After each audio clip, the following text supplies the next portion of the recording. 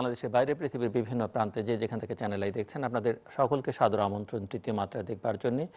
প্রিয় দর্শক, একদিকে প্যান্ডেমিক এবং প্যান্ডেমিক গোটা পৃথিবীকে বদলে দিচ্ছে, সেটি আমরা যেমন বলছি, অন্যদিকে আমরা জানি যে গত কয়েক বছর ধরে গোটা পৃথিবীতেই রাজনীতিতে, কূটনীতিতে, অর্থনীতিতে একটা ব্যাপক পরিবর্তন এবং বিশেষ করে বিশ্বের বিভিন্ন দেশে উগ্র জাতীয়তাবাদীদের উত্থান গোটা পৃথিবীকে এক চরম অস্থিরতার মধ্যে ঠেলে দিয়েছে, অনিশ্চয়তার মধ্যে ঠেলে দিয়েছে, নানা গ্রুপের মধ্যে সংঘর্ষ, বৈরিতার কে উস্কে দিয়েছে এবং ঐক্যের জায়গা বদলে, বৈচিত্র্যের বদলে বিভাজনের রেখাকে সুস্পষ্ট করে তুলেছিল।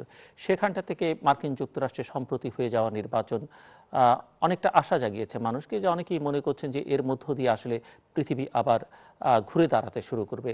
যে অপশক্তিগুলো বিভিন্ন দেশে জায়গায় করে নিচ্ছিল, সেখান থেকে মানুষ হয়তো গণতন্ত্রের পথে হাঁটবে, উন্নয়নের পথে হাঁটবে, মানুষ মানবাধিকারের কথা বলবে, আইনের শাসনের পক্ষে হাঁটবে এবং সেই ধারার একটা সূচনা হয়েছে। যদিও মার্কিন যুক্তরাষ্ট্রের নির্বাচনোত্তর এক ধরনের অস্থিরতা সেখানে আছে, কিন্তু সেই অস্থিরতা একজন ব্যক্তি বা একটি গোষ্ঠীর বা একজন ব্যক্তিকে ঘিরে তার কতিপয় সমর্থকের অস্থিরতা। যাই হোক, এই মার্কিন যুক্তরাষ্ট্রের নির্বাচন, নতুন সরকার এবং বর্তমান ভূ রাজনীতি, ভূ অর্থনীতি, সেখান থেকে নতুন সরকার কী ধরনের প্রভাব ফেলবে এবং এই নির্বাচন গোটা পৃথিবীর রাজনীতিতে, অর্থনীতিতে, কূটনীতিতে কতটা প্রভাব ফেলবে, দক্ষিণ এশিয়ার চিত্রটা কী হবে, বাংলাদেশের সঙ্গে মার্কিন যুক্তরাষ্ট্রের সম্পর্ক কী হবে। অর্থনৈতিকভাবে আমরা জানি বাংলাদেশের সঙ্গে নানাভাবেই নিবিড়ভাবে সম্পর্কিত মার্কিন যুক্তরাষ্ট্র, রাজনৈতিক, কূটনৈতিক, সামরিক বা নিরাপত্তার দিক থেকেও নানান সম্পর্ক আছে। এই সম্পর্কের নানা মাত্রার নিয়ে আলোচনার জন্য আজকে আমাদের সঙ্গে ঢাকার বারিধারার বাসা থেকে যুক্ত হচ্ছেন বাংলাদেশ চেম্বার অফ ইন্ডাস্ট্রিজের প্রেসিডেন্ট এবং Bangladesh garments manufacturers and exporters association BGM এর সাবেক সভাপতি আনোয়ারুল আলম চৌধুরী পারভেজ, এবং আমাদের সঙ্গে ঢাকার গুলশানের বাসা থেকে যুক্ত হচ্ছেন অর্থনীতির বিশ্লেষক, ব্যাংকার হিসেবে অত্যন্ত সুপরিচিত, শিক্ষক, বিশ্ববিদ্যালয়ে শিক্ষকতা করেছেন বিভিন্ন বিশ্ববিদ্যালয়ে, মিস্টার মামুন রশিদ। স্বাগত আপনাদের দুজনকেই তৃতীয় মাত্রায়। মিস্টার মামুন রশিদ, আপনাকে দিয়ে আমি আলোচনাটা শুরু করতে চাই যে মার্কিন যুক্তরাষ্ট্রের এই যে সম্প্রতি হয়ে যাওয়া এই নির্বাচন আসলে পৃথিবীকে কি বার্তা দিল এবং এই নির্বাচন থেকে আমাদের জন্য, আমাদের মতো দেশগুলোর জন্য শেখার আছে কি, এবং আগামী দিনের ভূ রাজনীতি, ভূ অর্থনীতিতে মার্কিন যুক্তরাষ্ট্রের নেতৃত্ব আসলে কি ধরনের প্রভাব ফেলবে বা সেখানে কি ধরনের পরিবর্তন আসলে আপনি দেখতে পাচ্ছেন? মিস্টার মামুন রশিদ। ধন্যবাদ। আমরা মার্কিন যুক্তরাষ্ট্রের নির্বাচন এখনো একটি ইভলভিং ইস্যু, যেটা আমরা আগে কখনো দেখিনি। আমরা দেখেছি এবং CNN এবং বিভিন্ন মিডিয়াতে দেখানো হচ্ছে এখনো যে কিভাবে মিস্টার বাইডেন যখন ভাইস প্রেসিডেন্ট ছিলেন, কিভাবে মিস্টার পেন্সের কাছে সস্ত্রীক দায়িত্ব বুঝিয়ে দিয়েছিলেন, কিংবা মিস্টার ওবামা যখন 2016 সালে মিস্টার ট্রাম্পের কাছে কিভাবে দায়িত্ব বুঝিয়ে দিয়েছিলেন উভয়ের মানে স্ব স্ত্রীদের উপস্থিতিতে। সেই ক্ষেত্রে এটা ব্যত্যয় ঘটছে। ইতিমধ্যে কিছু কিছু জায়গায় রিকাউন্টিং এর জন্য মাননীয় আদালত, মানে স্টেটগুলোর আদালত নির্দেশ দিয়েছে অভিযোগের প্রেক্ষিতে, সেগুলো যেমন জর্জিয়া স্টেটে। তারপর আমরা দেখতে পেয়েছি পেনসিলভানিয়াতে রেজাল্টের কারণে আমরা দেখতে পেয়েছি অলরেডি জনাব জো বাইডেন উনি এগিয়ে আছেন এবং এরিজোনা এবং জর্জিয়া রাষ্ট্রগুলো ছাড়াই উনি ভোটাধিক্যে রাষ্ট্রপতি নির্বাচিত হয়েছেন, মানে ইয়েতে আনঅফিসিয়ালি। এবং এই ক্ষেত্রে সচরাচর যে জিনিসগুলো আমরা দেখি সেটি হচ্ছে যে সাধারণত যেভাবে সিটিং প্রেসিডেন্ট যেভাবে ওয়েলকাম করেন, সেই ধরনের একটা ওয়েলকামিংনেস আমরা দেখতে পাইনি। আমরা প্রথম দিকে ভেবেছিলাম হয়তো মিস্টার ট্রাম্প এখনো he is taking time to swallow this result, যেটা উনি প্রিপেয়ার ছিলেন না, কিন্তু অন্যরা সাপোর্ট দিচ্ছেন। ইদানিংকালে আস্তে আস্তে দেখছি যে তাদের secretary of state mister Pompeo এবং অন্যরা রিপাবলিকান কিছু কিছু সিনেটররা তারাও মিস্টার ট্রাম্পের পথ ধরেছেন। সেই ক্ষেত্রে আমি এই পর্যায়ে দুটি কনক্লুশন টানতে পারি। কেউ আবার রিপাবলিকান পার্টির কোন সেনেটর আবার ট্রাম্পকে পদত্যাগ মেনে নিতেও বলছেন। ইদানিং বলছেন, যারা দুই একজন মানে এখনকার মানে সিনেটর, বর্তমান সিনেটর বেশিরভাগই হচ্ছে আগের রিপাবলিকান গভর্নর এবং সিনেটররা। জি। সেক্ষেত্রে আপনার যেহেতু প্রশ্নটি এটি নয়, সেক্ষেত্রে আমরা আসছি, আমরা ব্রেক্সিট, আমরা ফ্রান্সে নির্বাচন, আমরা অন্যান্য ভারতের নির্বাচন, এই সমস্ত অনেক জায়গায় আমরা রাইজ অফ ন্যাশনালিজম, বিশেষ করে ক্রাইসিস টাইমে নিজ নিজ অর্থনীতিকে রক্ষা করে চলার প্রেক্ষিতে একটা একটা সংরক্ষণবাদিতা আমরা বেশ কিছু কাল যাবতেই লক্ষ্য করে আসছি। সেই ক্ষেত্রে আমার মনে আছে আপনার উপস্থাপনায় যখন ব্রিটেনের সাবেক একজন প্রধানমন্ত্রীকে আপনি ইন্টারভিউ করছিলেন বাংলাদেশের ঢাকায় গুলশানে একটি হোটেলে, তখন এই প্রশ্নটি এসেছিল যে এই যে দেশে দেশে যে সংরক্ষণবাদিতার, জাতীয় সংরক্ষণবাদিতার যে কিংবা রক্ষণশীলতার যে উত্থান ঘটছে সেটির ব্যাপারে, এটির ব্যাপারে কনক্লুশন টানা হয়েছিল। তখন আমার যদ্দূর মনে পড়ে যে অর্থনৈতিক সংকট কিংবা সিনিয়র সিটিজেনরা যারা খুবই ইনফ্লুয়েন্সিয়াল কিংবা রক্ষণশীলরা, তারা মনে করছে বিদেশি কিংবা অন্যান্য দেশের ক্ষেত্রে যদি বড় বড় রাষ্ট্রগুলোকে তার দায়িত্ব পালন না করতে হয়, তার নিজস্ব কোষাগার থেকে টাকা দিয়ে যদি উন্নয়নশীল কিংবা স্বল্পোন্নত দেশগুলোকে ফরেন এড না দেওয়া হয়, তাহলে তো তাদের অর্থনৈতিক সংকট অনেকটাই প্রশমিত হবে। সেটি অনেক বেশি মহিরু পর্যায়ে চলে যায় যখন জনাব ট্রাম্প মার্কিন যুক্তরাষ্ট্রের প্রেসিডেন্ট হন। এবং স্বাভাবিকভাবে উনি বলেছেন ন্যাটোতে ওনার রোল কিংবা মধ্যপ্রাচ্যের শান্তি প্রতিষ্ঠা করার ক্ষেত্রে মার্কিন যুক্তরাষ্ট্রের ভূমিকা, কিংবা দক্ষিণ এশিয়ায় শান্তি কিংবা গণতন্ত্রের মূল্যবোধকে এগিয়ে নিয়ে যাওয়ার ক্ষেত্রে তাদের ভূমিকা, কিংবা অন্যান্য সকল দেশে গণতন্ত্রের ঝান্ডাকে কিংবা মার্কিন যুক্তরাষ্ট্র যে সমস্ত জায়গায় এগিয়ে আছে, বিজ্ঞান, তারপরে গবেষণা, তারপরে সমাজ চেতনা, গণতান্ত্রিক মূল্যবোধ, শিক্ষা, সমাজ ব্যবস্থার অগ্রগতি, সেগুলোর ক্ষেত্রে উনি নতুনভাবে ভাবতে বলেছিলেন। কারণ উনি বলেছিলেন ন্যাটোতে আমি যে এত সিকিউরিটি কাভারেজ দিয়ে থাকি ন্যাটো দেশগুলোকে, তার বিনিময়ে আমি কি পেয়েছি, কিংবা আমি যে সমস্ত আন্তর্জাতিক প্রতিষ্ঠানগুলোর সদস্য মার্কিন যুক্তরাষ্ট্র, আমি বলতে মার্কিন যুক্তরাষ্ট্রকে বোঝাবে এই আলোচনায় অন্তত, সেক্ষেত্রে আমি কি বেনিফিট পেয়েছি।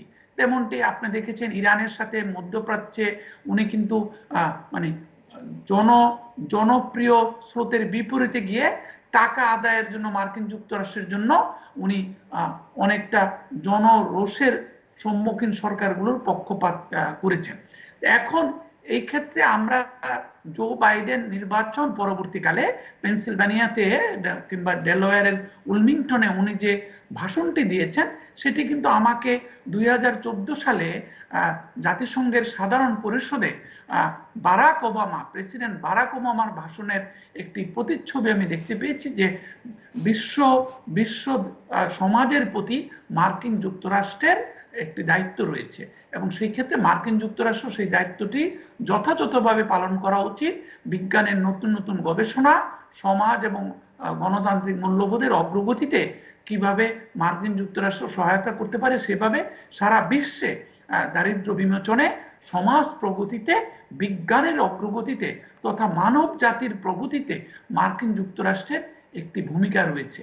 সেই জিনিসটার কিছুটা প্রতিচ্ছবি কিংবা ছায়া আমি দেখতে পেয়েছি নির্বাচন পরবর্তীকালে নিজ বাসগৃহ থেকে কিংবা ওই স্টেট থেকে জো বাইডেন তার ভাইস প্রেসিডেন্ট নির্বাচিত সহকর্মী কামালা হ্যারিসকে নিয়ে যে বক্তব্যটি রেখেছেন সেটির মাঝে স্বাভাবিকভাবেই এখন যেহেতু সবাই কিছুটা অন্তর্মুখী, এখনো আমাদের পুরোপুরি সময় আসেনি যে এটা কনক্লুড করার যে খুবই রক্ষণশীল হয়ে যাবে।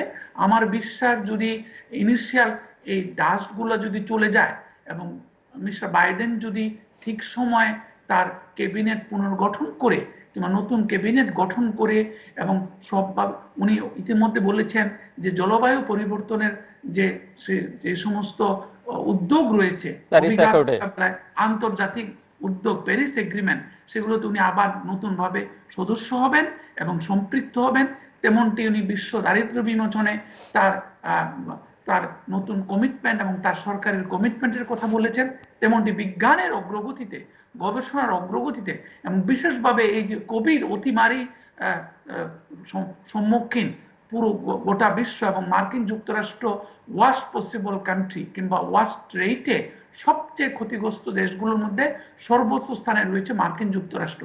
সেই ক্ষেত্রে উনি যে তার কমিটিটি গঠন করেছেন ডক্টর বিবেক মূর্তি এবং সেই সহ ইয়েল ইউনিভার্সিটির একজন অধ্যাপক এবং আরেকজনকে নিয়ে, সেই ক্ষেত্রে সাবেক সার্জন বিবেক মূর্তিকে নিয়ে আমরা আশাবাদী হয়েছি।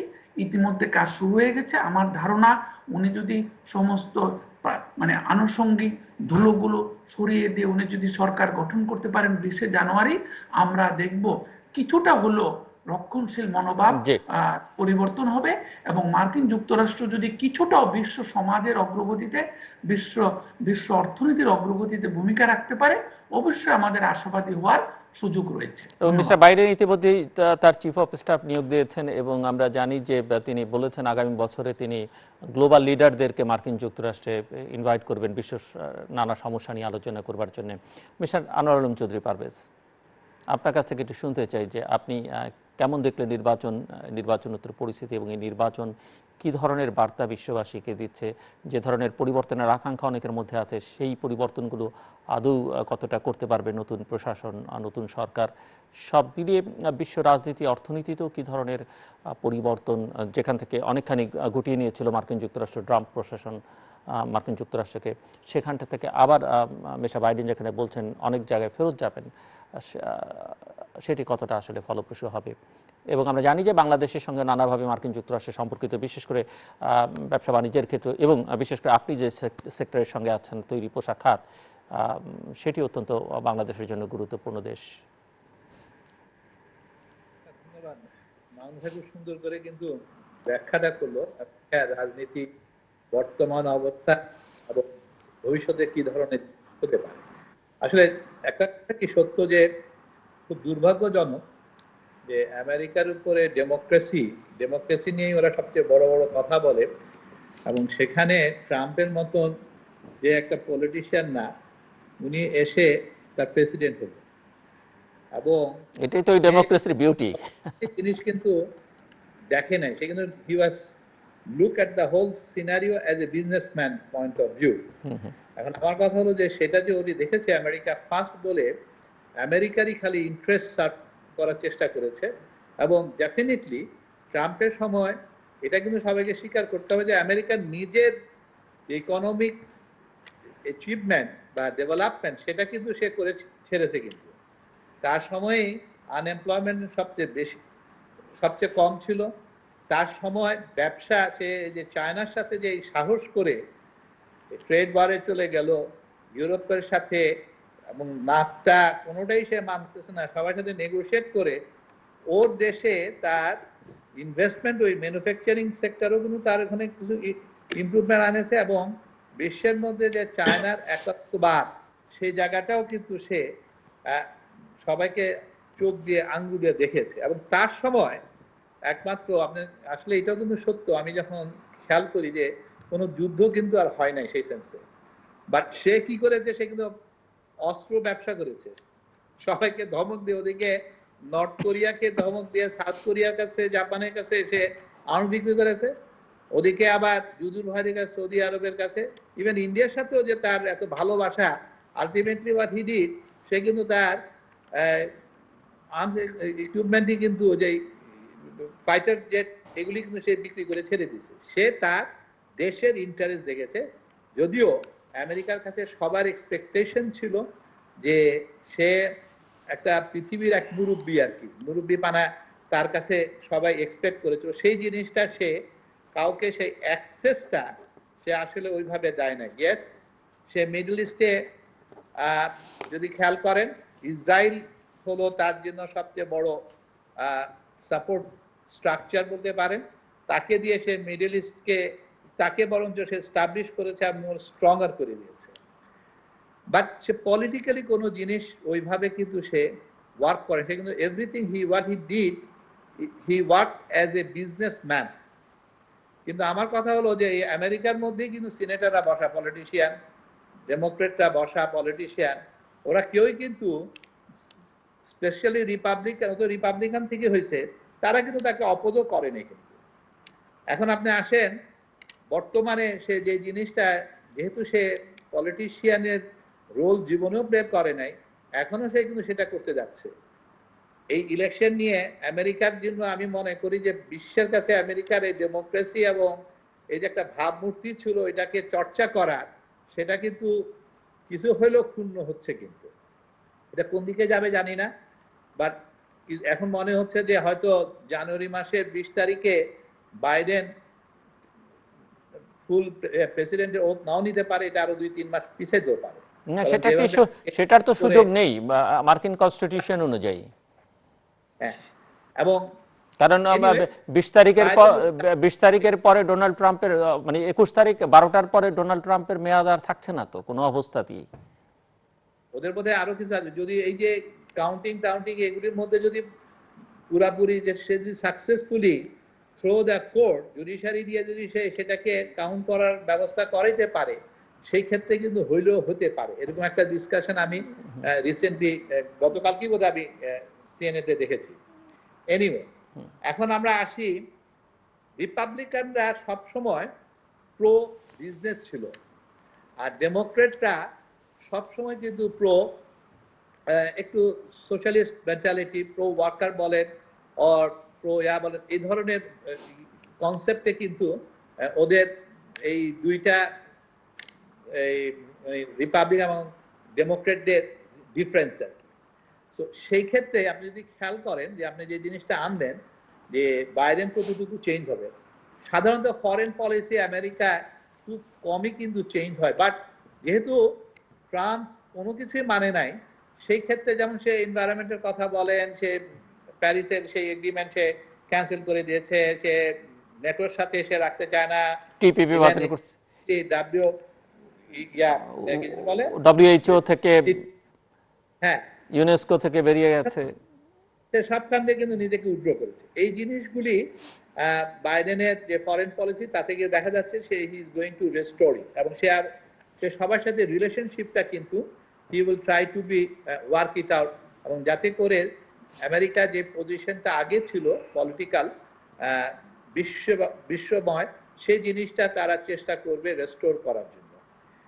এখন বাংলাদেশ কতটুকু বেনিফিশিয়ারি হবে, এই যে প্রশ্ন যেটা আপনি করেছেন, আপনি যদি খেয়াল করেন যে আমেরিকা ট্রাম্পের কারণে আমেরিকা চায়নার সাথে যেই ট্রেড ওয়ার বলেন এটা যে শুরু করে দিয়েছিল, এবং যেইভাবে সে ট্যারিফ ইম্পোজ করছিল চায়নার উপর, স্পেশালি সব বড় বড় ইকোনমি বেসড কান্ট্রিগুলির সাথে, সেখানে সেটার কারণে কিন্তু বাংলাদেশ ওয়াজ দ্য বেনিফিশিয়ারি ছিল, ওয়ান অফ দ্য বেনিফিশিয়ারি।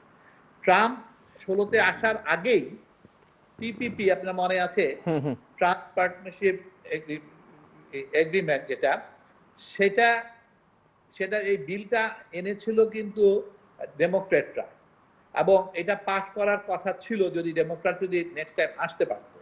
এবং ট্রাম্পের ইলেকশন আসার আগে কিন্তু সে বলেছিল 100 দিনের মধ্যে সে প্রথম কাজ যেটা করবে সে টিপিপি ক্যান্সেল করে দিবে, এবং এই টিপিপি যদি ক্যান্সেল যদি না করতো আর এটাকে যদি অ্যাপ্রুভ করা হইতো, তাহলে বাংলাদেশের এক্সপোর্ট ডিপেন্ড করে এখন পর্যন্ত, এক্সপোর্ট বাস্কেটের 84% হলো গার্মেন্টস এবং টেক্সটাইল, এবং সেই জায়গায় হাত পড়তো, বিকজ ভিয়েতনাম হয়ে যেতে হলো ডিউটি ফ্রি অ্যাক্সেস, ভিয়েতনামের জন্য ফ্রি ট্রেড হয়ে যেত। ভিয়েতনাম বলেন, কম্বোডিয়া বলেন, ইভেন মালয়েশিয়া, ইন্দোনেশিয়া, যারা ইনডাইরেক্টলি বাংলাদেশের competitor in some of the product, এবং সেখানে বাংলাদেশের জন্য এটা একটু একটা বিরাট চ্যালেঞ্জের মুখে কিন্তু বাংলাদেশ পড়ে যেত।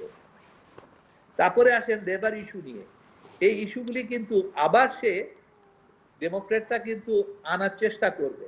আজকে যদি বলেন আপনি জিএসপি কে বন্ধ করেছিল, জিএসপি তে যদিও গার্মেন্টস এবং টেক্সটাইল কখনোই বেনিফিট পেত না, বাট জিএসপি তে যে জিনিসটা ছিল সেটা হলো যে গার্মেন্টস টেক্সটাইল ছাড়াও প্লাস্টিক বলেন, ফার্মাসিউটিক্যাল বলেন, পেন্ট বলেন, এই ধরনের আইটেমে আমরা ডিউটি ফ্রি পেতাম, যেটা আমাদের টোটাল আমেরিকার এক্সপোর্টের less than 2%।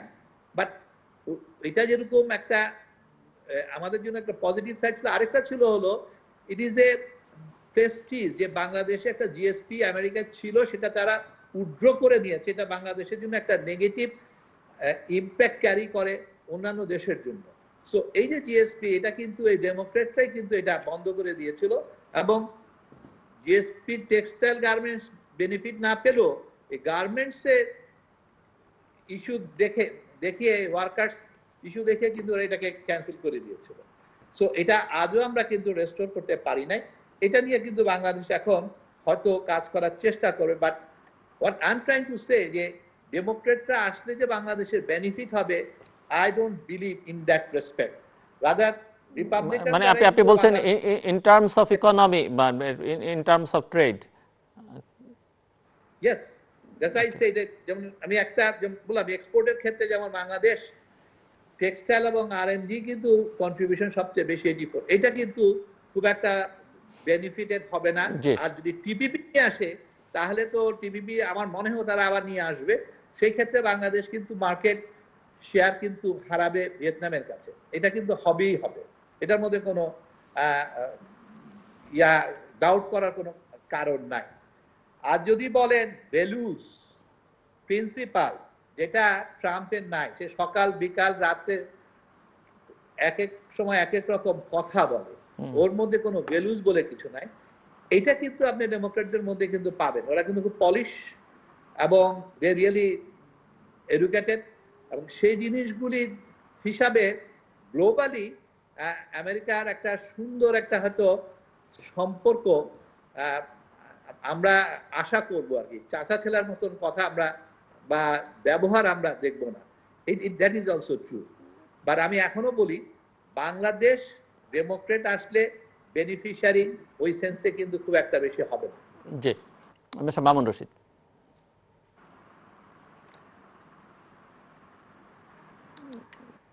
I do agree with Mr. Parvez Chowdhury. যেটি হচ্ছে যে মিস্টার ট্রাম্পকে তো আমরা মোটামুটি বুঝে ফেলেছি, তার কাছে উনি সত্যিকার অর্থে আসলে মানে বলতে গেলে অ্যাকসেপ্ট করতে হয় যে আমেরিকা ফার্স্ট।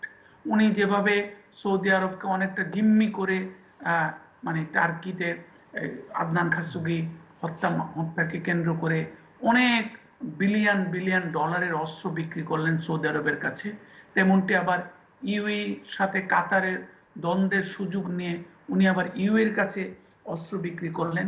উনি এমনকি চীনকেও চাপে রেখে বেশ কিছু অস্ত্রের বিক্রির চুক্তি করেছিলেন ওনার কাছে সত্যিকার অর্থেই। এবং যেটি আমরা ফ্লোরিডাতে নির্বাচনের পরে এবং জনাব ট্রাম্প জয়লাভ করার পরে আমরা শুনেছি যে সেখানেও কিছুটা টাকার খেলা ছিল, এবং ওখানে অনেক ভোটাররা বলেছে তাদের কাছে আসলে মানে local economy or domestic economy was always a priority rather than America আন্তর্জাতিকভাবে কি করছে। এবং সেই ক্ষেত্রে আরো যে কিছু কিছু গোষ্ঠীর ভূমিকা আমরা আগেও দেখেছি 2016 সালেও, যাদেরকে বলা হয় এভাঞ্জেলিক কিংবা হোয়াইট সুপ্রিমিস্ট কিংবা ধরেন মিডওয়েস্টে যে সমস্ত মানে রক্ষণশীল জনগোষ্ঠী রয়েছে যারা আমেরিকা ফার্স্ট না, শুধু হার্ড করে আমেরিকানরাই, হোয়াইট আমেরিকানরাই বেনিফিটটা ভোগ করবে, তাদের সাপোর্ট জনাব ট্রাম্পের দিকে গিয়েছে বলে আমরা ইতিমধ্যে জানতে পেরেছি। তো স্বাভাবিকভাবে ওই আলোকে বিশ্ব অর্থনীতিতে নতুনভাবে কি প্রভাব পড়বে? একটি তো আমরা দেখতে পেয়েছি যে ভ্যাকসিন আবিষ্কার ফাইজার, যে কয়েকদিন পরেই নির্বাচনের ফাইজার এবং এই যে আমাদের বায়োনটেক জার্মানি তাদের যৌথ উদ্যোগে যে ভ্যাকসিনটি আবিষ্কারের পথে গিয়েছে, যদিও 70 ডিগ্রি সেলসিয়াসের তাপমাত্রা রাখতে হবে, সেটা নিয়ে তারা আবারও পুনঃ গবেষণা করছেন সেটার ব্যাপারে কি করা যায়। মানে কিন্তু এটা তো একটা বিরাট নিউজ আমরা মনে করি অর্থনীতির জন্য, কারণ ব্যবসা বাণিজ্যে বিশেষ করে বিশ্ব বাণিজ্যে সেফটি সিকিউরিটি একটি মেজর ইস্যু হয়ে দাঁড়িয়েছে। দ্বিতীয় জিনিসগুলো হচ্ছে বাংলাদেশ কিংবা মানে উন্নয়নশীল দেশগুলোর সাথে অবশ্যই যদি প্রেফারেন্সিয়াল ট্রিটমেন্ট শুধুমাত্র ভিয়েতনামের ক্ষেত্রে ওনারা কার্যকর করেন, যেটি আগে ছিল, যেটি জনাব ট্রাম্প এসে বন্ধ করে দিয়েছিলেন, সেই ক্ষেত্রে আমার মনে হয় নতুনভাবে ট্রাম্প বাইডেন প্রশাসন আবার ভাববে, বিশেষ করে কোভিড আক্রান্ত জনগোষ্ঠীর বিবেচনায়। সেই ক্ষেত্রে বাংলাদেশের মতো দেশগুলোর অপকার হবে বলে মনে হয় না। আর তৃতীয় যে জিনিসটি রয়েছে, আমরা দেখেছি জনাব ট্রাম্পের সময় কিন্তু একটি জিনিস ছিল যে বাংলাদেশের মতো দেশগুলো কিন্তু কখনো কোনো মনোযোগ পায়নি। তার পাশাপাশি ওই যে হাব এন্ড স্পোকের মতো, যে আমরা ইকোনমিক্সে কিংবা বিজনেসে পড়েছি, বিশেষ করে গ্লোবাল সাপ্লাই চেইনে, সেই ক্ষেত্রে কেন্দ্র এবং বিচ্ছিন্ন একটা জনগোষ্ঠীর মতো, যেটাকে বলা হয় যে centre periphery theory, mister Zillur Rahman political সায়েন্সের ভাষায় নিউ ক্লাসিক্যাল তত্ত্ব অনুসারে। তো সেই ক্ষেত্রে সেন্টারগুলো ছিল, যেমন বাংলাদেশকে দেখতে হবে, বাংলাদেশ ভারতের আশেপাশের দেশগুলোকে তারা ভারতের দৃষ্টিভঙ্গিতে দেখার সিদ্ধান্ত নিয়েছিলেন, কিংবা তারা তারা চীনকে ট্যাকেল করার জন্য ভারতকে সাথে চেয়েছিলেন। সেই ক্ষেত্রে বাংলাদেশের মতো দেশগুলোর স্বার্থ কিন্তু বেশ কিছুটা বিঘ্নিত হয়েছে গেল কয়েক বছরে, বেশ কিছু বছরে। সেই ক্ষেত্রে যদি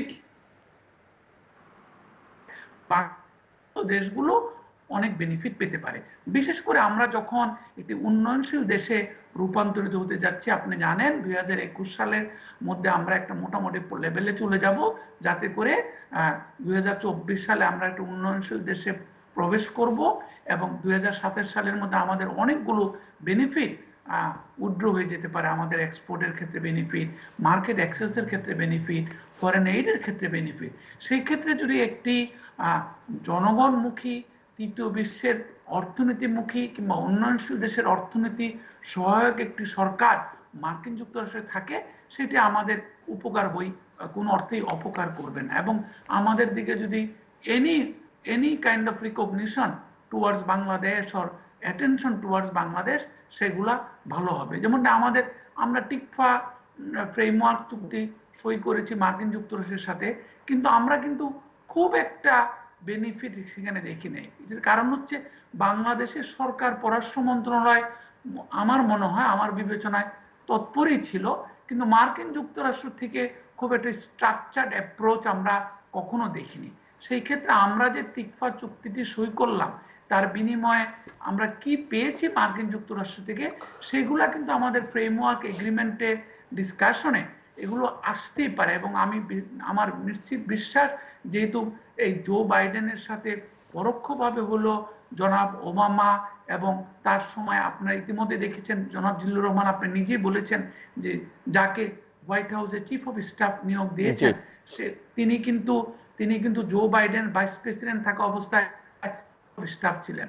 এমনটি যাদের কথা শোনা যাচ্ছে মন্ত্রী পরিষদে স্থান পেতে পারেন, তাদের নিরাপত্তা প্রধান হিসেবে স্থান পেতে পারেন, স্বাস্থ্য মন্ত্রী হিসেবে স্থান পেতে পারেন, কিংবা ক্যাবিনেট পোস্টে যেতে পারেন, তাদের বেশিরভাগই কিন্তু ওবামা প্রশাসনের সাথে কাজ করেছেন।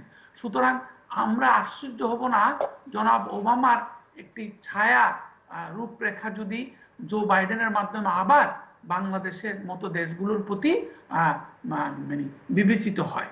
আর সবচেয়ে বড় কথা হচ্ছে, আমাদের যে জিএসপি সুবিধাটুকু উইথড্র করা হলো, আমরা যে টিকফা থেকে খুব একটা বেনিফিট পাচ্ছি না, কিংবা আমাদের সর্বোপরি যেটা জনাব আনোয়ারুল আলম পারভেজ উনি নিজেরা যখন বিজিএম এর নেতৃত্বে ছিলেন এবং তার সহকর্মীরা যখন বিজিএম এর নেতৃত্বে ছিলেন, আমরা কিন্তু একটি নেগোসিয়েশন শুরু করেছিলাম যে আমরা যে প্রায় 15.5% কর দিয়ে আমাদের তো মেড ইন বাংলাদেশ পণ্য মার্কিন যুক্তরাষ্ট্রে ঢুকাতে হয় কিংবা মার্কিন যুক্তরাষ্ট্রের বাজারে প্রবেশ করাতে হয়, সেই ক্ষেত্রে আমরা কোনো বিবেচনা পেতে পারি কিনা। সেই ক্ষেত্রে অবশ্যই তাদের অবস্থান আমরা জানি সামগ্রিকভাবে। মার্কিন যুক্তরাষ্ট্রের ট্রেড রিপ্রেজেন্টেটিভ অফিসের যে বাংলাদেশ যে সমস্ত দেশের সাথে প্রতিযোগিতা করছে, তার সবগুলোই ভিয়েতনাম, শ্রীলঙ্কা, পাকিস্তান, ইন্দোনেশিয়া এবং ভারত সবগুলো উন্নয়নশীল দেশ। সুতরাং বাংলাদেশ উন্নয়নশীল দেশে রূপান্তরিত হলেও তার যে সুযোগ সুবিধা রয়েছে সেগুলো থাকতে পারে, কিংবা বাংলাদেশকে আরো প্রতিযোগিতা করে উঠতে হবে। সেই ক্ষেত্রে আমরা যদি একটি গণতান্ত্রিক কিংবা সহনীয় একটি সরকার পাই, সহায়ক একটি সরকার পাই, সেই ক্ষেত্রে অবশ্যই ডোমেস্টিক কিংবা রক্ষণশীল অর্থনৈতিক নীতিমালা প্রবর্তনকারী কিংবা মুখাপেক্ষী একটি সরকারের চাইতে ভালো একটি ট্রিটমেন্ট আমরা পেতে পারি। আরেকটি বিষয় এখানে আমি একটু যোগ করতে চাই, যেখানে মার্কিন যুক্তরাষ্ট্রের এখন আমরা দেখতে পাচ্ছি জনাব আনোয়ার আলম চৌধুরী পারভেজ যেটি বলেছেন যে নির্বাচনে আসলে বাইডেন কি 20 তারিখে রাষ্ট্রপতির পদে অলঙ্কিত হতে পারবেন কিনা, সেই ক্ষেত্রে কিন্তু দুটি বিষয় জোরালো ভাবে আলোচিত হচ্ছে, যেটা আমরা মার্কিন যুক্তরাষ্ট্রের 200 বছর প্রায় আগে জেফারসন প্রেসিডেন্ট জেফারসনকে দেখেছিলাম। ওই সময় একটি অবস্থান সৃষ্টি হয়েছিল যেখানে অনেক ঘোলাটে হয়ে গেছিল এবং পরবর্তীকালে অনেকটা জোর করেই কিন্তু মানে হোয়াইট হাউসে কিংবা রাষ্ট্রপতির পদে প্রেসিডেন্ট জেফারসনকে অধিষ্ঠিত হতে হয়। সেই ক্ষেত্রে মার্কিন যুক্তরাষ্ট্রের যে রাজনৈতিক সংস্কার কিংবা সাংবিধানিক সংস্কারটুকু কিন্তু খুব একটা হচ্ছে না। আপনি জানেন ইলেকটোরাল কলেজ নিয়ে অনেক আলোচনা হয়েছে 2016 সালে হিলারি ক্লিন্টন হেরে যাওয়ার পরে, যদিও পপুলার ভোটে উনি জয়যুক্ত হয়েছিলেন কিন্তু ইলেকটোরাল ভোটে উনি হেরে গিয়েছেন। সেখানে ইলেকটোরাল ভোট কি কলেজ কি রিভিউ করার প্রয়োজনীয়তা ছিল কিনা, কিংবা কেন কোনো রিভিউ এই পর্যন্ত হলো না, এমনকি আগেও যদিও 10 বছর পর পর একটা ছোটখাটো রিভিউ হয় জনসংখ্যার আধিক্য বিবেচনায়, কিন্তু পুরোপুরি কি কোনো সংস্কার আনার প্রয়োজনীয়তা রয়েছে কিনা সেই ধরনের কিন্তু আমরা নিকট অতীতে কিংবা দূর অতীতেও কোনো ধরনের উদ্যোগ দেখিনি। দ্বিতীয় যেই উদ্যোগটি ট্রাম্পকে অনেক অনেক ধনবান করেছে, বলা হয়ে থাকে যে উনি শুধুমাত্র ইনসাইডার ইনফরমেশনের ভিত্তিতে ট্রেডিং পজিশন গ্রহণ করেই প্রায় 2 থেকে $2.5 বিলিয়ন উনি লাভবান হয়েছেন। আপনি জানেন জনাব জিল্লুর রহমান, রেমিডিসিভির উনার যখন নাকি এফডিএ অ্যাপ্রুভ করে, রেমিডিসিভিরের মানে যে উৎপাদনকারী প্রতিষ্ঠানের শেয়ারে ইনভেস্ট করে জনাব ট্রাম্প কিন্তু অত্যন্ত ব্যক্তিগতভাবে উপকৃত হয়েছিলেন। তার কারণ হচ্ছে মার্কিন যুক্তরাষ্ট্রের প্রতিষ্ঠানগুলোর ক্ষেত্রে ইনসাইডার ট্রেডিংকে যেভাবে কঠিনভাবে জোরালোভাবে ডিসকারেজ করা হয়, মার্কিন জনপ্রতিনিধিদের ক্ষেত্রে এই ধরনের কোনো বাধ্যবাধকতা নেই। সেই ক্ষেত্রে মার্কিন নির্বাচিত জনপ্রতিনিধিরা তারা প্রত্যেকেই ইনসাইডার ট্রেডিং ভিত্তিতে ইনসাইডার ইনফরমেশনের ভিত্তিতে তারা কিন্তু ট্রেডিং পোর্টফোলিও গড়ে তুলতে পারেন এবং সেখান থেকে অনেক অনেক বেশি ব্যক্তিগতভাবে লাভবান হতে পারেন। আরেকটি বিষয় রয়েছে, এটিও অনেক আলোচিত হচ্ছে, সেটি হচ্ছে মার্কিন সুপ্রিম কোর্টে বিচারক নিয়োগ দেওয়া হলে, যেখানে আজকে দেখতে পাচ্ছেন যে জনাব আনোয়ার আলম চৌধুরী পারভেজ নিজেও বলেছেন যদি কোনো দুর্ঘটনা ঘটে সেটি ঘটতে পারে কোর্টের মাধ্যমে, আদালতের মাধ্যমে, এবং শুধু আনোয়ার আলম চৌধুরী পারভেজ নয়, অনেকেই বলছেন। সেই ক্ষেত্রে মার্কিন সুপ্রিম কোর্টে বিচারক নিয়োগ দেওয়া হয় লাইফ টাইম বেসিসে, সুতরাং উনার আমৃত্যু উনি থেকে যাবেন। সুতরাং কোনো প্রেসিডেন্ট যদি ইনডাইরেক্টলি লাভবান হন যে তার সময়ে সবচেয়ে বেশি বিচারক হয়তো মারা যাবে কিংবা নতুন বিচারক নিয়োগ দেওয়া হবে, সেই ক্ষেত্রে কিন্তু তার একটা অগণতান্ত্রিক পথে পাওয়ারফুল হওয়া এবং পাওয়ারকে এক্সারসাইজ করার একটি দুষ্ট সুযোগ থেকে যায়। এগুলো কিন্তু আমরা খুব একটা সংস্কার দেখিনি। আমার মনে হয় যদি জনাব বাইডেন মানে রাষ্ট্রপতি পদে যেতে পারেন, তাদের আরেকটি কাজ হবে এই সরকারের যে সংস্কারগুলো জায়গায় সংস্কারে মানে অংশগ্রহণ করা যায় কিনা কিংবা সংস্কারকে এগিয়ে নিয়ে যাওয়া যায় কিনা, বিশেষ করে রাজনৈতিক সংস্কার এবং সাংবিধানিক সংস্কার। ধন্যবাদ। মিস্টার পারভেজ, আপনি বলবেন জাস্ট, আমি একটু বোঝার জন্য বলছি যে মিস্টার ট্রাম্প যেগুলো করছেন এগুলো কি মনে হয় উনি খুব মানে নিজের থেকেই করছেন, না এরকমও মনে হয়? কারণ আমরা গত কয়েক বছর ধরে মার্কিন যুক্তরাষ্ট্রের রাজনীতিতে নির্বাচনে বিদেশিদের ইনফ্লুয়েন্সের কথা শুনছি।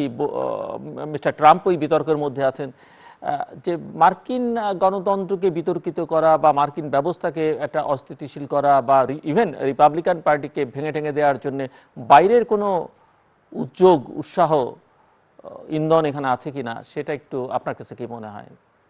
দেখেন, আমি কিন্তু আগেই বলছি ট্রাম্প কোনো পলিটিশিয়ান না, এবং ও কিন্তু একটা ব্যবসায়ী, আর ও জিনিসটাকে ব্যবসায়ী হিসাবেই কিন্তু নিয়েছে।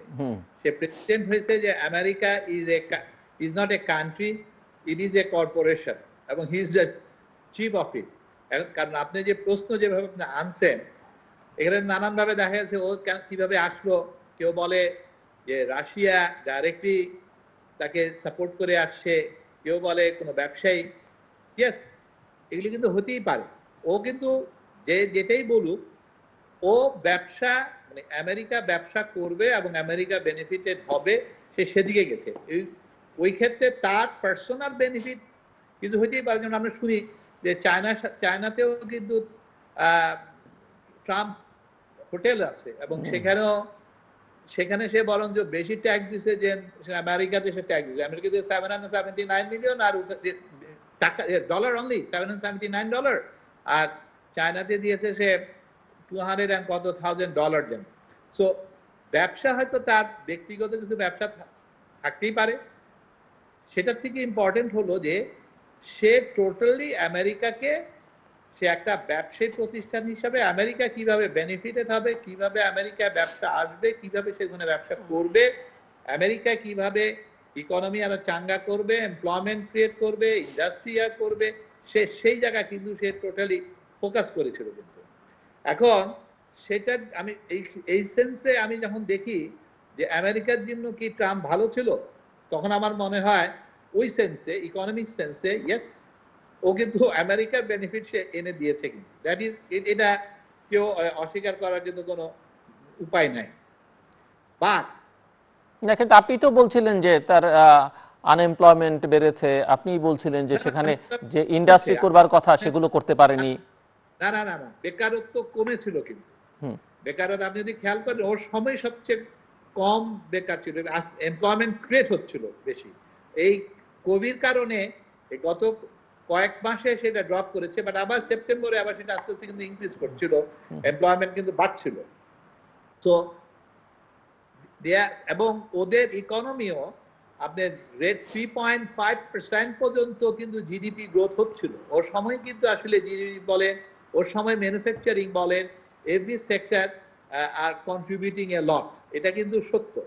এবং on the top of it, সে যা ট্রেড করেছে, যে আমি যেটা বললাম, চায়নার সাথে ট্রেড ব্যারিয়ার করে সে কোনো আইটেম 26-40% পর্যন্ত সে যে ট্রেড ট্যাক্স ইম্পোজ করেছে, এই কালেকশনও কিন্তু তার হয়েছে। কিন্তু সে ইউরোপের সাথে তাই করলো, নাফটার সাথে তাই করলো, সে সবখানে একই কাজই কিন্তু করে বসে থাকলো। So that is another part.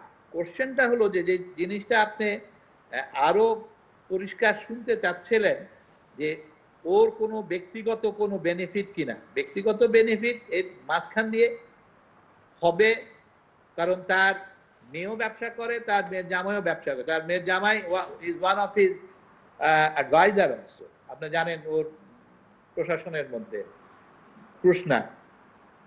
But এখন যে জিনিসটা বাংলাদেশের জন্য ইম্পর্টেন্ট, ট্রাম্পের রেজিম গেল, এখন কিন্তু ডেমোক্রেট আসছে, বাইডেন আসছে।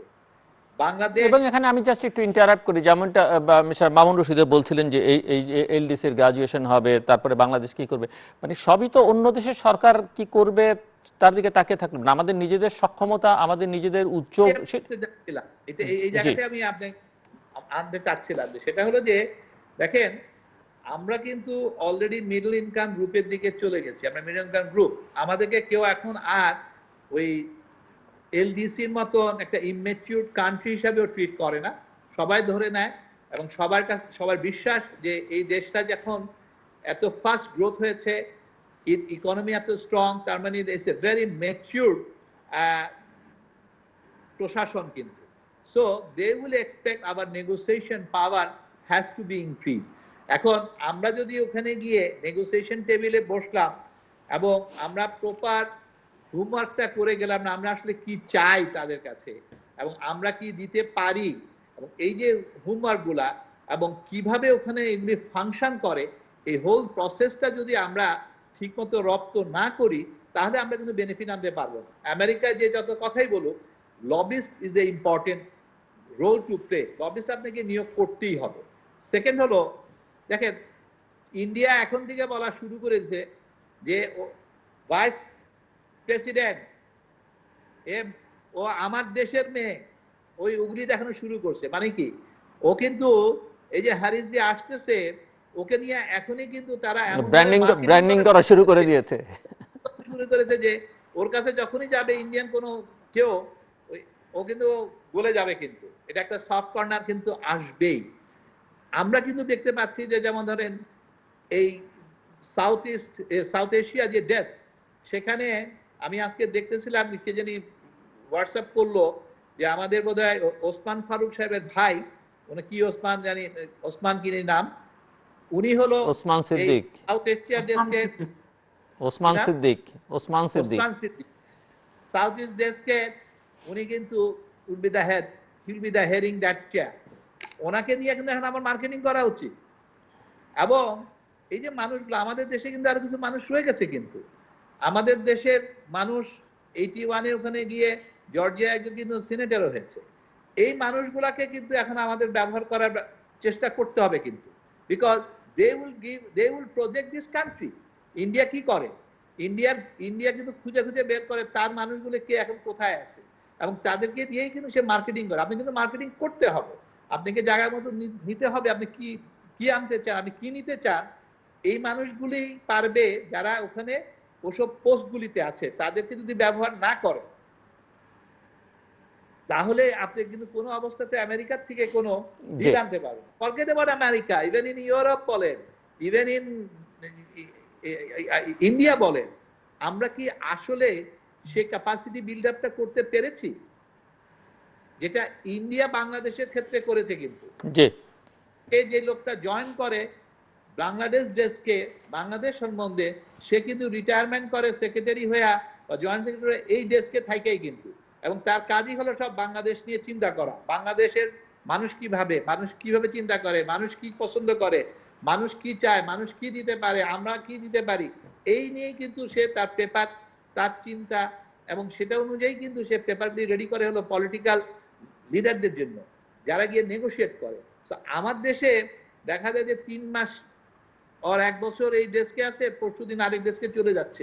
ওরকম হলে কিন্তু আমাদের সেই প্রিপারেশন গুলি হবে না। আমাদের সে পেপার যদি এখন প্রিপেয়ার না করতে পারি, আমরা কিন্তু যখন বসি আমরা নিজেরাই জানি না আমরা আসলে ওখানে কি চাই জি এবং ওরা কি প্রশ্ন করতে পারে, ওইটার জন্য আমার কি প্রিপারেশন, আমরা কি দিতে পারি আর না দিতে পারি, কেন দিতে পারি, ওখান থেকে কি পাইলে আমাদের কি বেনিফিট হবে, এই জিনিসগুলি করার জন্য প্রপার আমাদের যেমন ইকোনমিস্ট লাগবে, ব্যবসায়ী লাগবে, ব্যুরোক্রেট লাগবে, এবং এই ধরনের মানুষ, পলিটিক্যাল লোক লাগবে। ওদেরকে নিয়েই কিন্তু এই টাস্ক ফোর্স গুলি গঠন করে এগুলি দীর্ঘমেয়াদী ডেস্ক হিসাবে কিন্তু কাজ করানো উচিত mister Mamun under Rashid. Ministry of commerce and the foreign ministry.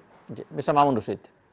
আমি একমত, যেটি জনাব বাইডেনের ক্ষেত্রেও কিছুটা সমালোচনা করা হয়েছে। বিশেষ করে আমি সেদিন মার্কিন যুক্তরাষ্ট্রের ইউনিভার্সিটি অফ ক্যালিফোর্নিয়া লস এঞ্জেলিসের একজন অধ্যাপকের বক্তব্য শুনছিলাম।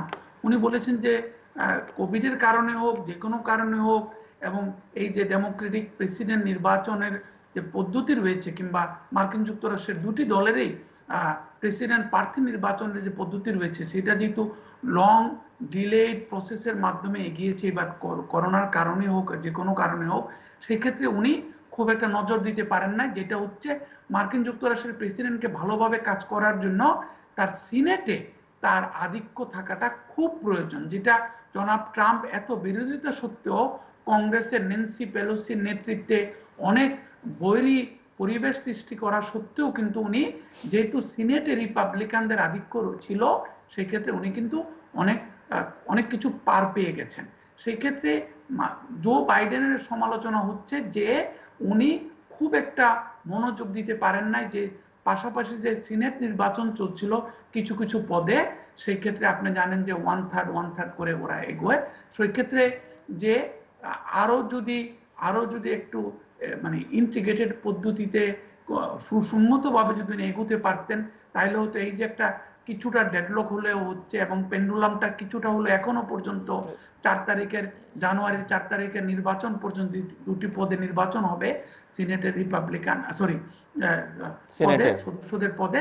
সেই ক্ষেত্রে যদি ডেমোক্রেটদের যদি সংখ্যাগরিষ্ঠতা না থাকে, অ্যাটলিস্ট যদি দুই পক্ষই যদি 50টি পদ পেলেও বেঁচে যেতে পারে, যেহেতু ভাইস প্রেসিডেন্টের সর্বশেষ একটি ভোট রয়েছে সিনেটার এখন চেয়ার হিসেবে সিনেটার কমলা হ্যারিস হিসাবে।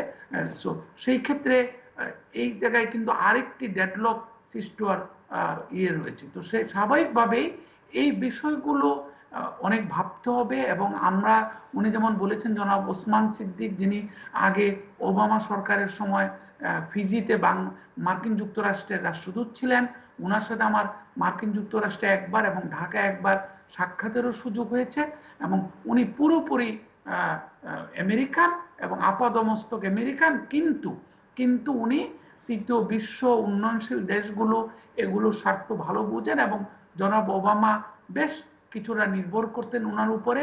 Secretary of state Hillary Clinton উনিও নির্ভর করতেন অ্যাম্বাসেডার সিদ্দিকের উপরে।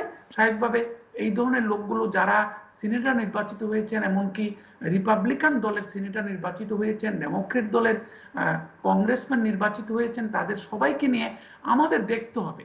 এটি সত্য কথা, একটা আলোচনা হচ্ছে আইটি ওয়ার্ল্ডে, মার্কিন যুক্তরাষ্ট্রের ইনফরমেশন টেকনোলজি ওয়ার্ল্ডে, প্রযুক্তি বিশ্বে যে বিলটি এনেছিলেন কমলা হ্যারিস আগেই, যে এই ভিসা দেওয়ার ক্ষেত্রে, ইমিগ্রেশন ভিসা দেওয়ার ক্ষেত্রে যে অনেক দিন লেগে যাচ্ছে, এইটাকে সহজ করা যায় কিনা। কারণ সহজ করা বন্ধ করা হয়েছিল, বিশেষ করে ভারতীয় এবং চীনারা বেশি বেশি পেয়ে যাচ্ছিল, এমনিতে বেশি।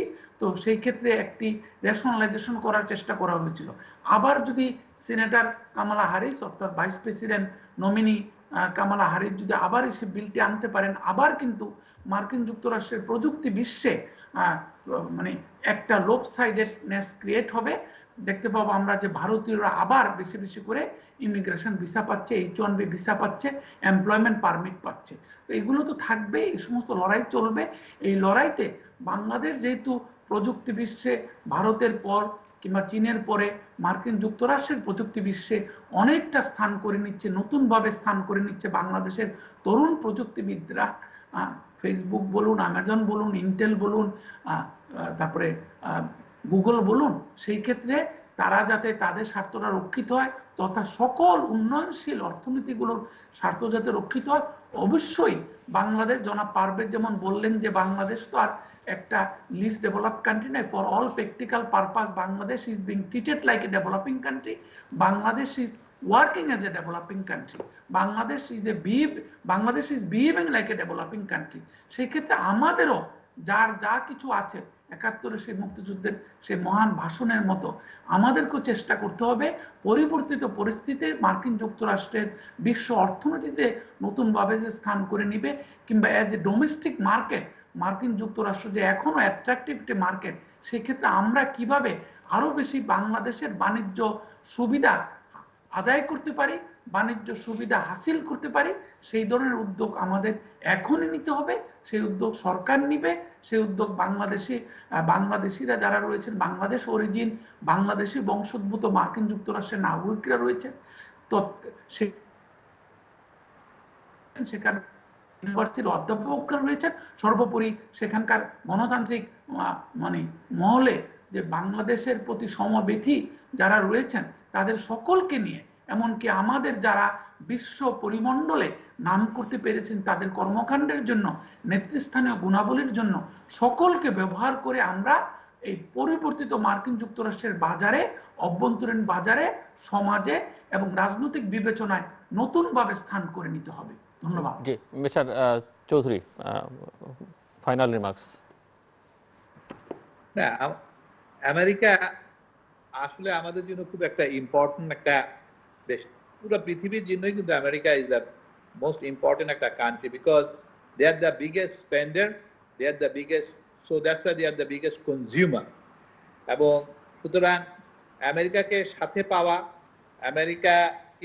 আমেরিকা মার্কেটে আমাদের অ্যাক্সেস হওয়া, আমেরিকার ইনভেস্টমেন্ট বাংলাদেশে আনা, এফডিআই, এটা কিন্তু আমাদের জন্য অবশ্যই কিন্তু খুব ইম্পর্টেন্ট কিন্তু। সো এটা আমাদেরকে কিন্তু ক্যাশ করতে হবে। একটা সময় বাংলাদেশকে নিয়ে নানান জন, মানে আমেরিকাও কিন্তু একটু নাক ছিটকাইতো, বাট আজকে বাই দ্য গ্রেস অফ আল্লাহ এবং আমাদের যে নেত্রীর যেই প্রচেষ্টা, সেটার কারণে বাংলাদেশ পৃথিবীর বুকে কিন্তু মানচিত্রে একটা জায়গা করে নিয়েছে যে এটা একটা রেজিলেন্ট নেশন এবং they can do everything even in a odd সিচুয়েশনে। তারা যে ধরনের গ্রোথ দেখিয়েছে, তাদের দ্বারা সবকিছু কিন্তু সম্ভব এদেরকে, এবং এই ধরনের দেশকেও কিন্তু আমেরিকার দরকার আছে, because America would also like to sell their product, এটাও কিন্তু ইম্পর্টেন্ট।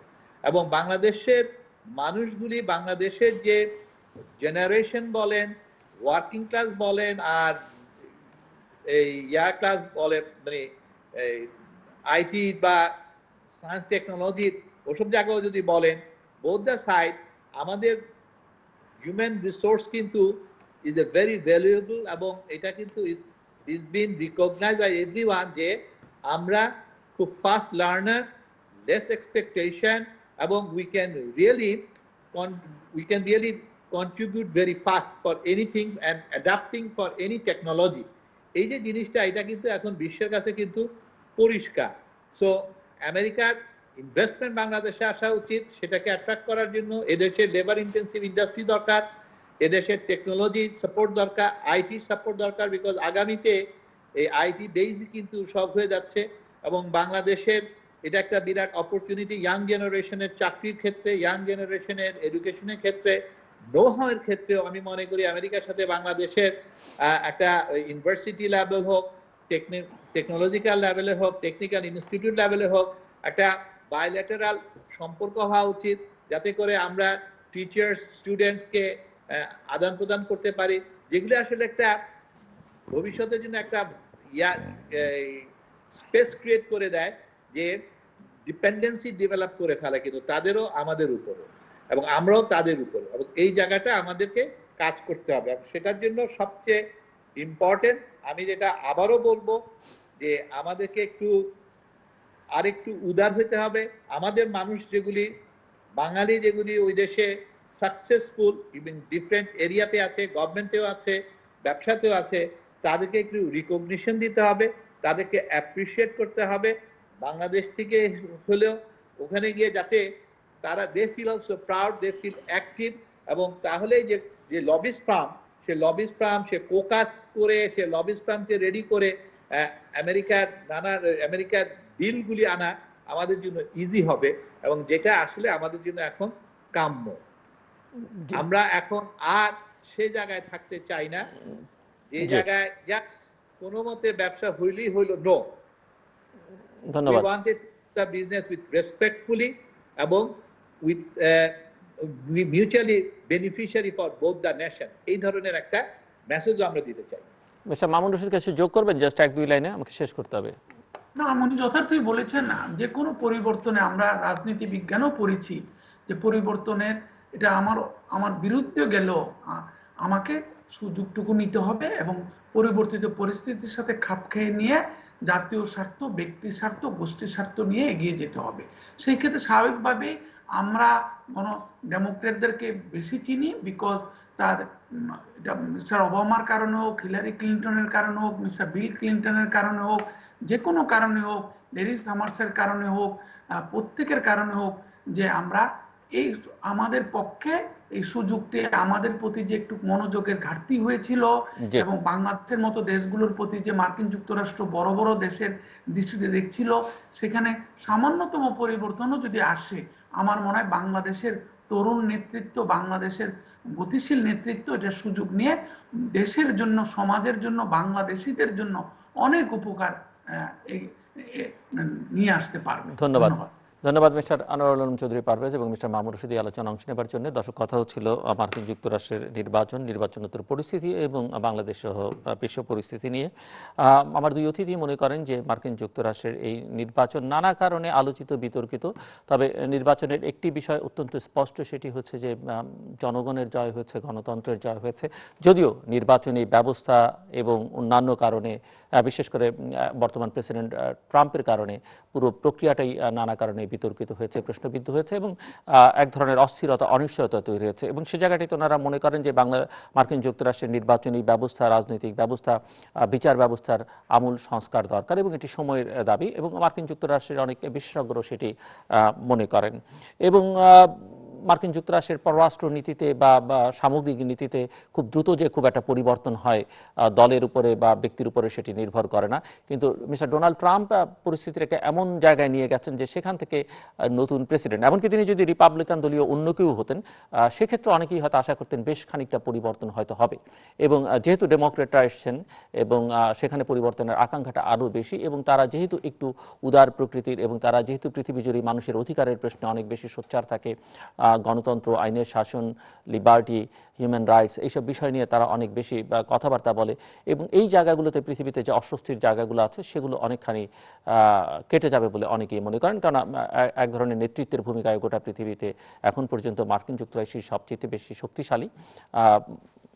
অন্যরা যারা উঠে আসছেন তাদের হয়তো বিশেষ বিশেষ কারো হয়তো অর্থনীতিতে মনোযোগ বেশি, কারো হয়তো অন্য জায়গায় মনোযোগ বেশি, কিন্তু মার্কিন যুক্তরাষ্ট্র সামগ্রিকভাবে বিষয়গুলোকে দেখবার চেষ্টা করে এবং সেক্ষেত্রে আমাদের জন্য হয়তো বেশ খানিকটা সম্ভাবনার দ্বার উন্মোচিত হতে পারে, যদিও সেটি মার্কিন যুক্তরাষ্ট্রের দিকে থেকে উদ্যোগ নিয়ে করা হবে সেরকমটি আশা করবার কোনো কারণ নেই। যাদের যা এখান থেকে যে আকাঙ্ক্ষা আছে সরকারের বা জনগণের, সবটাই হচ্ছে এখান থেকে আসলে পার্সু করতে হবে, এখান থেকেই উদ্যোগটা নিতে হবে। এখানে মার্কিন যুক্তরাষ্ট্রের সিস্টেম কিভাবে কাজ করে সেই প্রসঙ্গ এসছে, লবিস্টরা কিভাবে কাজ করে সেই প্রসঙ্গ এসছে, সব মিলিয়ে আসলে আমাদের দিক থেকে উদ্যোগটা অনেক বেশি থাকতে হবে। আমাদের নিজের অভ্যন্তরীণ কাঠামোতে অনেক রকমের সংস্কার, অনেক রকমের পুনর্গঠন প্রয়োজন, সেই আলোচনা এসছে। আমাদের নেগোসিয়েশন স্কিল বাড়াবার কথা ওনারা বলেছেন এবং সব মিলিয়ে আমাদের এখানে হোমওয়ার্ক করা হয় না, অনেক বেশি আলোচনা বসলে দেখা যায় সেই কাজগুলো করবার এখন থেকেই প্রস্তুতি নেওয়া দরকার। সব মিলিয়ে যদি আমরা এগুতে চাই এবং আমরা যেহেতু নিম্ন মানে স্বল্পোন্নত দেশের তালিকা থেকে বেরিয়ে যাবার একটা প্রক্রিয়ার মধ্যে আছি, সেখানে আমাদের জন্য অনেক রকমের সংকট চ্যালেঞ্জ থাকবে, কিন্তু সেই চ্যালেঞ্জ মোকাবেলা করে এগুলোকে ইতিবাচকভাবে কাজে লাগাবার জন্যে যে সক্ষমতা অর্জন করা দরকার এবং যে নেগোসিয়েশনটাগুলো করা দরকার পৃথিবীর বিভিন্ন দেশের সঙ্গে এবং মার্কিন যুক্তরাষ্ট্রে যেহেতু একটি নতুন প্রশাসন, সেটি অনেক বেশি সহজতর হবে। এই কাজগুলো এখন থেকেই করা দরকার। দর্শক, আমাদের সঙ্গে থাকবার জন্য অসংখ্য ধন্যবাদ। আপনাদের সবার জন্য শুভকামনা।